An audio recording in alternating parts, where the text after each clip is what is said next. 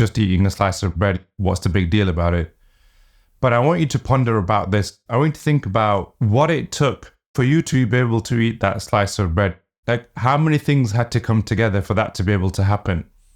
There had to be a supermarket. Somebody had to construct the supermarket, build the supermarket, hire the employees. There had to be lorries that had to deliver the bread. Somebody had to build the lorry or the truck. Somebody had to build the tires, the engine. Somebody had to build the roads for the lorry to be able to travel on the road. Somebody had to build the shelves in the supermarket. They had to build the tills for the payment. The bank had to put the money together. You had to get a job, or somebody had to get a job to earn the money to pay for the bread. And then even in terms of your own body, you had to have the air available. Your blood had to be pumping. All the organs had to do their bit. The cells have to do their bit. Everything has to come together in unison and in tandem. It's just a simple thing. I just picked up this piece of bread and I put it in my mouth. But actually, how many things had to come together? And how many things had to come together before you were even born for that to be able to even happen? Before you could even think about it or even imagine it. Like, how many things that you don't even know about or that you couldn't even ponder, you couldn't even imagine had to happen? Now, the point I'm making in all of this, there has to be the power of the creator. He has to have created all of these things, and his power has to allow all of these things to happen. He has to bring all of this together. There has to be his leave and his permission for these to be able to come together. If he doesn't want to give you leave to be able to have that piece of bread, you're not going to be able to do it.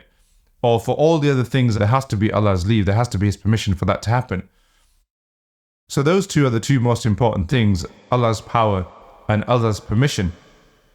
Now, the reason why I'm talking about this is because these concepts of manifesting and law of attraction and being able to hustle and putting in your own effort and getting what you want, it's become very popular, especially with the advent of self-help books and especially with this hustle culture now. In the last couple of decades, it's become a bigger thing. And there's just a general push with corporate and capitalist culture. The idea that everything is as a result of your effort. But actually, if you think about it, your effort in being able to get that slice of bread and being able to put it in your mouth is a very, very, very tiny part of that entire equation of everything that has to come together for that to be able to happen. You're a very small part of that. Yes, you're exerting your own will in getting up and saying, yeah, I have a desire to eat some bread, and you go down and get some. But if all the other things hadn't come into place, you wouldn't be able to do that. So your part in that equation is actually very, very small. The rest of it is all taking place because of Allah. And so this idea that you can achieve everything that you want in life as long as you put in the effort, and if you're not achieving it, it's because you're not making enough effort and you're not working hard enough. I have a problem with that. I know this is going to be very problematic for a lot of people, because the de facto conversation now that's taking place is everybody has their own personal responsibility and their own personal accountability. And if you're not getting somewhere in life, if you're not achieving a goal, it's all down to you. But the point that I want to make is that I'm not discounting somebody's effort. If you really desire something and Allah wants to give you the power to be able to achieve that, and He wants to give you the leave, the permission to be able to achieve it, then the rest is all down to your effort. But you have to be able to communicate that desire to Him, and He has to be able to give you the leave to do it. And then the rest, of course, is your effort. If there's an opportunity being presented to you and you don't seize it when it's come to you, then of course I would say that that's all down to your effort. If there's somebody out there, a lady who's looking for a man, and a good man comes to her, who's good in every way, he's able to provide, he's able to protect, he's safe, he's good, he's got values, he's committed and he's loyal, and she turns him away, then I would say, okay, that's a problem, because there's an opportunity that's come to you and you're turning it away. If there's a man who's not able to earn and a good offer presents itself to him, a good job, a good business opportunity, and he turns that away, that person at that point is now responsible. But I'm talking about all of the other occasions, everything else in which you do have the desire. The lady does want to get married, the guy does want to earn. They have the intention, they have the desire, they're even willing to put in the effort. They're willing to seize the opportunity if it presents itself, but the opportunity is not presenting itself. What do you say to a person like that? And the thing that I'm seeing in society now is that there's a lot of judgment on other people when they don't attain their goals, almost as if to say, well, if you're not attaining something, it's because you're not putting in the effort, or you don't deserve it, or you're not blessed. Allah doesn't value you enough to give you that. There could be a million other reasons as to why that's not happening. Allah could be taking them through a test. Allah could be teaching them something. Allah could be withholding them from something because there's something much greater for them. He could be saving them from an evil. There's so many things. Only Allah has the wisdom of that. But to judge somebody else for not having been able to get married, or not being able to get a job, or not being able to earn, or not being able to get a house, or not being able to have children, or not being able to do 100 other things, to judge them for that, I think personally is the height of godlessness, because you then do not recognize Allah's part in this entire thing. You're not recognizing that, and you're putting the entire accountability of creation on that individual, and the individual is not capable of creation. But this is getting more and more worse in society because this is a Western capitalist concept that has been fed to us, that everything is in your control. If you really think about it, reflect on it and study it, you realize actually it's a very, very stupid concept. It's actually very, very silly, and it's just not true. And I'm not saying we shouldn't have a good opinion of Allah. I'm not saying that if you didn't have a good opinion of Allah, that Allah wouldn't grant you those things. I'm sure that He would.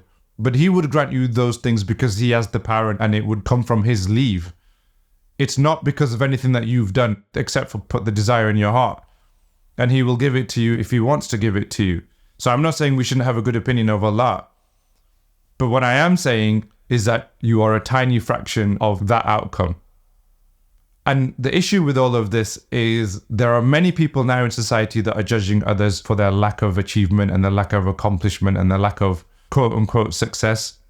And simultaneously, there are just as many people who are feeling that judgment and are feeling that resentment and are feeling defeated and are feeling judged. And this is creating a crisis. This is dividing us as a group of people. This is creating a lack of empathy. This is creating division. This is creating problems. They shouldn't be like this in society. This is creating a mental health epidemic. People are not wanting to live. People are not wanting to continue because they just feel like, I must be stupid. If I can't attain something, it must be me. I must be stupid. When in reality, it's just Allah's not given leave for that to happen for you right now. And we seem to have taken Allah out of the conversation altogether. This is a sign of increase in godlessness, is the point that I'm trying to make here. And we need to start to recognize that yes, our effort is important. If an opportunity presents itself to us, we should do everything in our power to seize that opportunity. And our mindset is important. We shouldn't have the complacency or the arrogance to think that we're too good for something, or that somebody else is not good enough for something, or somebody else is not deserving of something. And at the same time, we should have a good opinion of Allah, that He wants good for us. And if there is good in something for us, it will come to us. But we need to bring Allah back into this conversation, that if we're not attaining something, or if something isn't happening, it's because Allah is willing that for us. And we should actually be surrendering to that will. If you look at the general kind of teaching from the Sufi scholars, for example, Sheikh Abdul Qadir Jilani, Ibn Arabi, these kind of people, a lot of it is about surrendering to Allah's will. It's not actually about forcing anything or trying to control anything. If you get into that habit of thinking everything is coming from your force and you're from your control, you're actually going to have resentment for other people when they don't attain whatever they want, or they don't do anything that you want them to do. You end up giving them a hard time for no reason whatsoever. This is godlessness. I keep saying the same thing. This is godlessness, and you have to be careful. But in all of this, I leave you with a thought. And the thought is something that I've said before as well, which can be found in Surah Ash-Shams, which is success, as Allah defines it, is those who purify themselves. They purify their nafs, they purify their ego. And you can only really do that if you seek union with Allah. You can only do that if you draw yourself nearer to Him. But you can only draw yourself nearer to Him if He's part of your conversation, if you're mentioning His name and you are considering His action and His will and Him in everything. You have to equate Him into the conversation. You have to equate Him into your thinking. Success is not what we've been taught, the achievement of material goals. That is not success. That is worldly success. That is success in dunya. Success, as Allah defines it, is our union with Him, is our recognition of Him.